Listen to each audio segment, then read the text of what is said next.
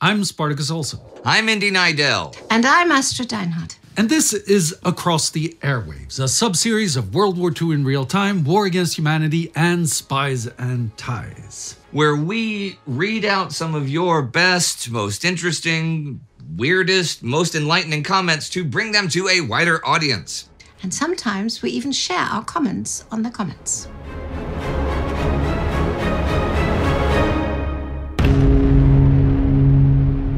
Under our January 16th episode, Robbie House has some praise for our work and offers some great additional analysis. E-Story's tactical mapping of the USSR's counteroffensive starting at 12 minutes and 25 seconds does a phenomenal job of illustrating just how devastating the Soviet onslaught against Army Group Center was, which went on nonstop for months before the stabilized front, during which time nearly the whole of the Army Group was in danger of becoming completely encircled. Encircled. It's an exclamation mark. We're talking an entire German Army Group, and not just any Army Group, we're talking Army Group Center, which months earlier represented the single largest, lethal, most badass assembly of force projection in military history. When the dust finally settled by late winter, early spring 1942, the map of the Central Front looked more like a gerrymandered U.S. congressional district characterized by enormous salients that bulged into it. This is a great description. You can picture it in your head. That bulged into each foe's territory like a dagger aiming for their heart. Okay, maybe that was a little over the top for congressional. While Hitler's stand-fast order following the December 5th USSR counteroffensive is credited by many for preserving the overall strategic situation of the Wehrmacht on the Eastern Front, his refusal to make localized withdrawals, such as that of 10th and 2nd Army Corps in the Demyansk salient, proved far too costly to maintain, robbing Army Groups North and Center of possible opportunities to collapse overextended Soviet deployments between the two, or possible opportunities further north near the Leningrad area of operation.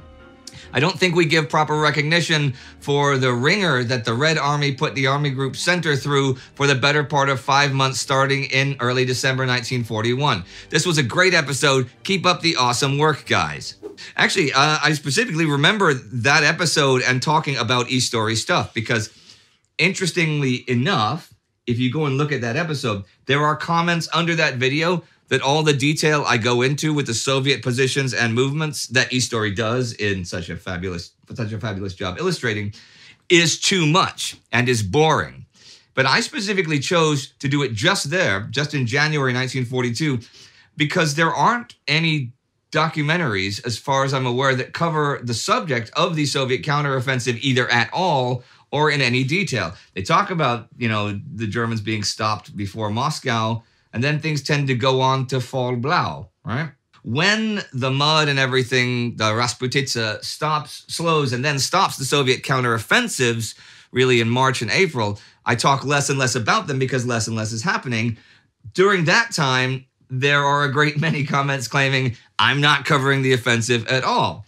So people have short memories, but obviously not you.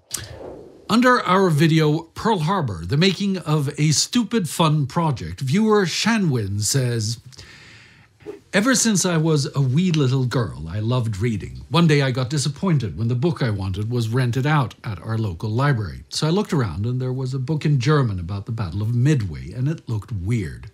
It was written in a style of a novella, but with timestamps, minute by minute.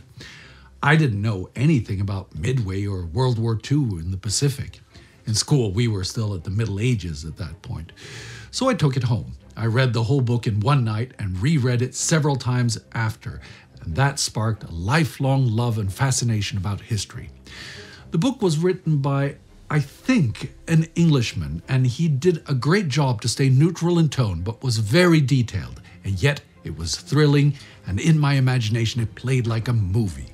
When I saw your project about Pearl Harbor, I didn't know what to expect, but it was exactly the same like when I was hidden under my blankets in bed and read that book with a torch.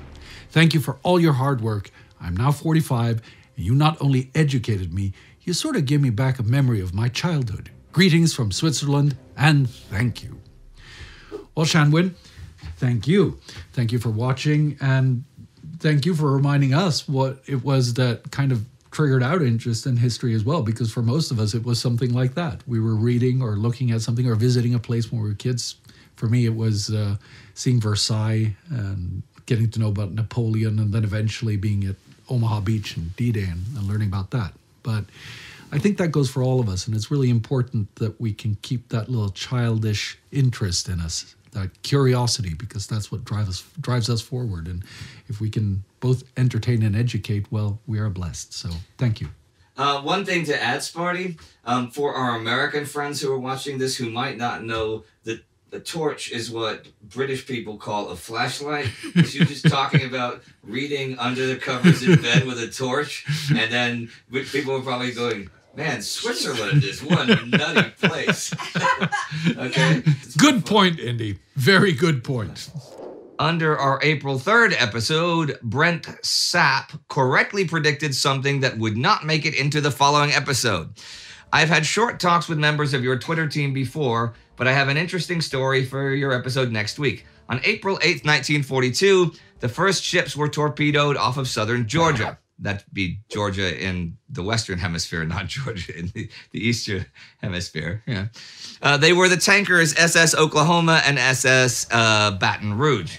They were torpedoed in the middle of the night by U-123 and were so sudden and loud they woke up residents on the Barrier Islands and Brunswick, Georgia. Noticing the explosion from the air, a local CAP pilot from the Suicide Sandwich Squadron, which is not a DC Comics thing, but it's a nickname for the local St. Simon's Island-based squadron, who without radio could not report it. Improvising with what he had, he flew over a local marina and dropped his wrench near there with a note wrapped around it. A local boat captain, Olaf Olsen, which is a very American-sounding name, picked up the note and took his vessel out to the wreck of SS Oklahoma, beating the Coast Guard rescue craft in pitch-black conditions. The Coast Guard at Olafson saved all but 22 sailors, and the ships went down in the shallows. Despite this, both were eventually floated and repaired on the beach of St. Simon's Island. I know there's a slim chance this could end up in next week's episode, but I figured this wild, unreplicatable event deserves to be told.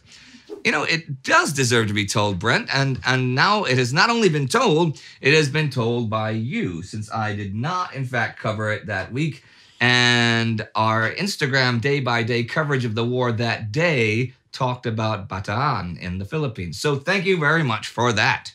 Under my Spies and Ties episode, Todd Suave says, Astrid, you are a star. I enjoy your facial expressions and hand gestures when making your point. Here's a small example of how silly the Allied nervousness of people with German backgrounds was. My great-great-grandfather came to New York from Germany in the 1840s. My grandfather, his grandson, I think, was a farmer in southern Saskatchewan during the war, 100 years later. His name was Charlie Ballmann, and that is a German last name. So the Royal Canadian Mounted Police came out to the farm and confiscated all of his guns for the duration of the war. Even his .22 rifle. I don't know what that is. It is pretty hard to be a farmer, no matter the era, without at least a .22 rifle. The Royal Canadian Mounted Police officer and my grandfather were friends, and he apologized to Charlie for having to take all his guns. Anyway, that was common in Canada during World War II. In World War I, they wouldn't even allow anyone of German background into the army. But my grandfather worked for the Canadian Army anyway, buying horses for their use all over the prairies. People from the Austro-Hungarian Empire were rounded up and put in internment camps for the whole of the war. So there's a little bit of info I bet you didn't know. Thank you for that. I had a is it a great-great-grandfather? The father of my grandfather. That's just one great. It was my great-grandfather. Actually, he was breeding horses as well for the World War I. Thousands of them, right?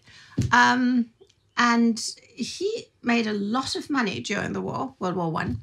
And my great-grandfather great-grandfather. That's my grandfather. Yeah. My grandfather was killed by the Nazis. What do you say to that? Okay. You can't top that. Let's see. Under our last Across the Airwaves episode, viewer Rorschach81 says,